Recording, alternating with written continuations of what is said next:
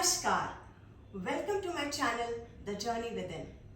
In continuation to my previous clip, I would like to discuss about chakras today. So what are chakras? Chakras are actually energy hubs which are formed due to convergence of nadis. What does this mean? That means there are certain areas in our body where energy is concentrated. Those areas are called as chakras or wheels. Let me explain. Consider nadis as roads which are meeting at a junction or a roundabout. Roundabout has got circular movements with incoming and outgoing roads. They are called as chakras because of their circular movements. We also call them wheels of energy. There are 7 main chakras located along the spine in the subtle body, which starts from the root of the spine till the crown of the head. Let us now relate neuroendocrine system of the physical body with the chakras. What does that mean?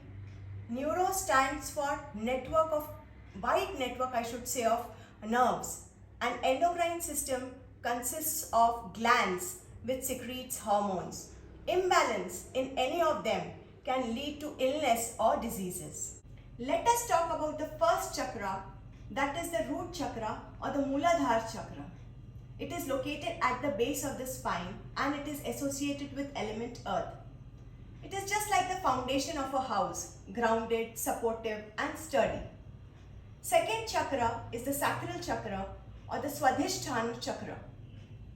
It is located in the lower abdomen and it is associated with element water, which is responsible for our creativity and sensuality. The third chakra is the solar plexus or Manipur chakra or Nabhi chakra. It is associated with element fire and it is responsible for our self-esteem, wisdom and willpower. The fourth chakra is Anahata chakra. It is also called as heart chakra. It is responsible for all the emotions like love, compassion, kindness, not only to others but to self, and it is associated with element air. Fifth chakra is the Vishuddhi chakra or the throat chakra. It is associated with element space. It is responsible for speech and communication. People with active Vishuddhi chakra are good orators with leadership qualities.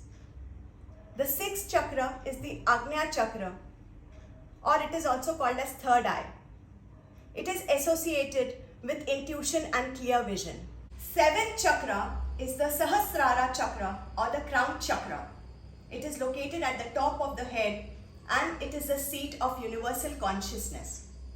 There is one more kind of energy that lies dormant at the root chakra or the Muladhara chakra. It is called as Kundalini Shakti or serpent power. Yogis usually meditate on that to awaken it. Once awakened, it passes through Shushumna, crosses all the chakra and reaches the crown chakra. It is the point where Shakti meets Shiv. This is the state of inner bliss where each and every senses are in control. Kundalini meditation should be practiced under strict supervision. Now let us see what will happen if one of the chakras is blocked or is in imbalance. It will affect organs, nerves, tissues, bones, joint in the proximity to that chakra.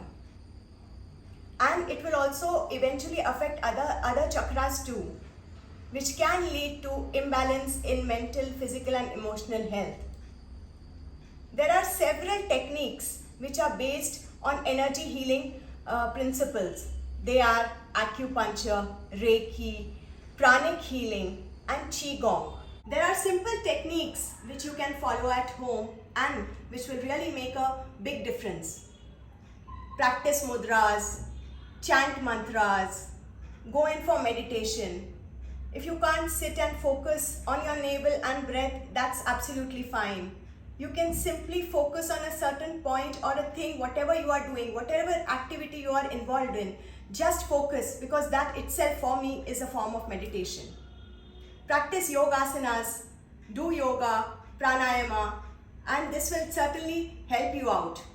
Lao Tzu has very rightly said, "He who knows others is wise, and he who knows himself is enlightened." So by bringing awareness, let us all enlighten ourselves. Thank you so much for watching this clip. See you soon. Until then, keep smiling, stay healthy, stay fit. Namaskar.